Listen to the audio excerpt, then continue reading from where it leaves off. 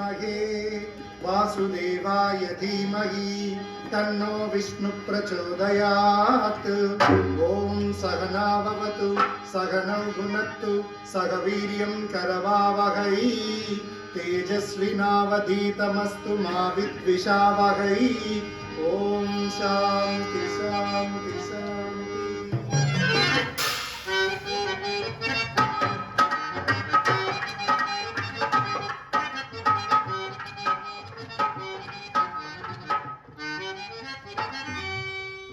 పెద్దలు, గౌరవనీయులు, కళాకారులకు, కళాభిమానులకు ఎందరో ఆశీలేని సభా సరస్వతికి మా నాటక సమాజం తరపున హృదయపూర్వక శతసహస్ర కళాభివందనాలు తెలియజేస్తున్నాను. రాజుపాలెంలో గోడా సమేత శ్రీ వెంకటేశ్వర స్వామి వారి ఆలయ ప్రాంగణంలో పొట్టూరు వెంకట సుబ్బారావు గారి సారథ్యంలో సంక్రాంతిని పురస్కరించుకొని మీ అందరి వినోదార్థం ఇక్కడ ఏర్పాటు చేసినటువంటి హాస్యపద సందేశాత్మక వ్యభిచార నిర్మూలన సాంఘిక పద్య నాటకం చింతామణి. రచన మహాకవి కాళకూరి నారాయణరావు గారు.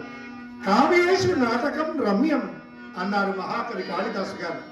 దుఃఖార్తానాం శోకార్తానాం శ్రమార్తానాం తపస్వీనాం విశ్రాంతి జననం కాలే నాట్యమే తద్భవిష్యతి అన్నది నాట్య శాస్త్రం. అంటే దుఃఖంలో ఉన్నవారికి, శోకంలో ఉన్నవారికి, వివిధ పనుల్లో నిమగ్నమై ఉన్నవారికి మానసిక ప్రశాంతతను, శారీరక ఉల్లాసాన్ని కలగజేసే ప్రక్రియ నాటకం. నాటకం వినోదం, విజ్ఞానంతో పాటు సమాజాన్ని హెచ్చరిస్తూ ఏదైనా సందేశం ఉండాలి. అప్పుడే నాటకం చిరకాలం జీవిస్తుంది. In other words, drama is an education, entertainment, and it is to be played to eradicate an evil from the society. Then only the drama will survive everlastingly. మహాకవి కాళకూరి నారాయణరావు గారు వేశ్యావృత్తిని యుక్తంగా తీసుకొని ఈ నాటకాన్ని రాశారు. బాబు, వేశ్యావృత్తి తరతరాల నుండి మన సమాజాన్ని పట్టి పీడిస్తున్నటువంటి రుగ్మత. అయితే ఈ వేశ్యావృత్తి మన తాతల నాడు ఉంది, తండ్రుల నాడు, మన్నాడు, మన పిల్లల నాడు, మునిమనవల నాడు, ఇనుమనవల నాడు, ఇలా తరాలు గడిచిపోతున్న సమాజాన్ని పట్టి పీడిస్తున్నటువంటి రుగ్మత.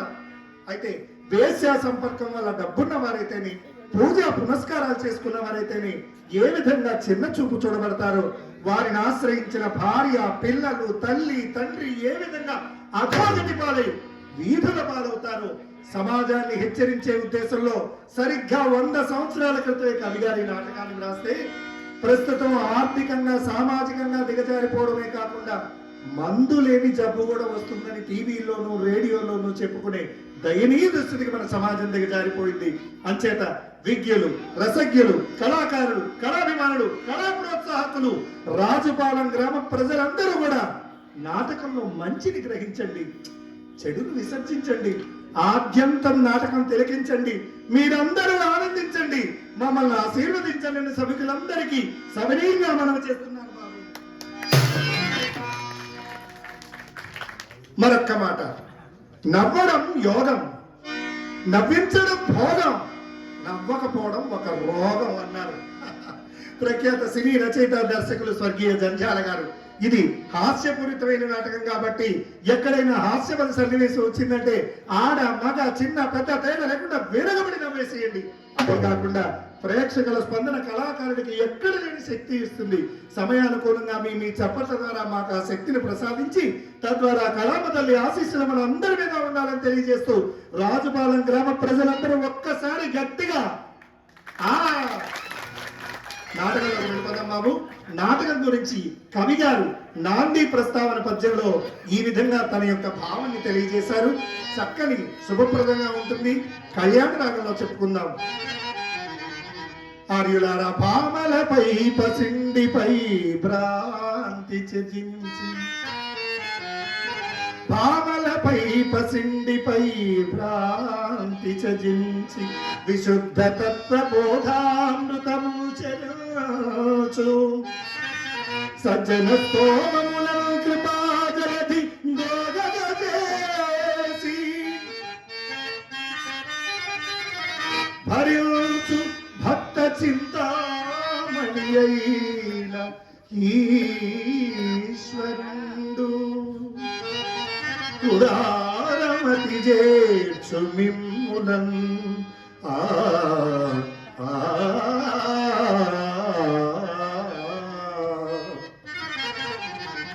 ఇందాక కళ్యాణం అయ్యేటప్పుడు పంతులు గారు చెప్పినట్టుగా ఆడవాళ్ళకి దేని మీద ప్రేమ ఉంటుందంటే బంగారం మీద, డబ్బు మీద ప్రేమ ఉంటుందట. అలాగే మగవాళ్ళకి ఎవరి మీద ప్రేమ ఉంటుందంటే ఆడవాళ్ళ మీదే ఉంటుందట. అయితే ఈ ఆడవాళ్ళు డబ్బు, బంగారం ఇదేమీ శాశ్వతం కాదు. చక్కగా శ్రీమన్నారాయణ ధ్యానించుకోవాలని తెలియజేసే ఇతివృత్తమే ఈ నాటకం. ఆద్యంతం తిలకించండి. ఈ 4 విషయాలు నాకు చెప్పేందుకు అవకాశం కల్పించినటువంటి అందరికీ, కళాకారులందరికీ ధన్యవాదాలు తెలియజేస్తూ ఈ నాటకాన్ని రేసు గుర్రంగా నడిపించడానికి గురువు గారు కొమ్మూరు నాగేశ్వరరావు గారు, అలాగే హరిప్రసాద్ గారు, మోహన్ గారు, వీళ్ళందరూ కూడా లేకపోతే మేము అసలు కనిపించం. వారికి కూడా ధన్యవాదాలు తెలియజేస్తూ నాటకంలో వెళ్ళిపోదాం. బాబు, నాటకంలో నా పాత్ర పేరు శ్రీహరి. ఊర్లో ధనవంతుల దగ్గర డబ్బంతా దోచుకోవడమే నా పని. మా పెద్దమ్మాయి చింతామణి మంచి వయసులో ఉంది బాబు. సంగీతంలోనూ సాహిత్యంలోనూ బోరెడంత ప్రావీణ్యం సంపాదించింది. ఇకపోతే మా చిన్నమ్మాయి చిత్రవట్టి వెర్రి బాబులది. ఈ రోజు మహాపర్వదినం కృష్ణాష్టమి. ఈ కృష్ణాష్టమి నాడు ఓం నమ శివాయ అని కాలి గచ్చి కట్టిన నాటి మొదలు నేటి వరకు నేనే నాట్యం చేసేదాన్ని బాబు. కానీ ఏం చెప్పమంటారు, వయసు ఉడిగిపోయింది, అడుగులు తడబడుతుంది, తాళం తప్పుతుంది. అంచేత నాకు వారుగా మా పెద్దమ్మాయి చింతామణి నాట్యం చేస్తుందని సభకులందరికీ మనవి చేస్తూ, అమ్మీ చింతామణి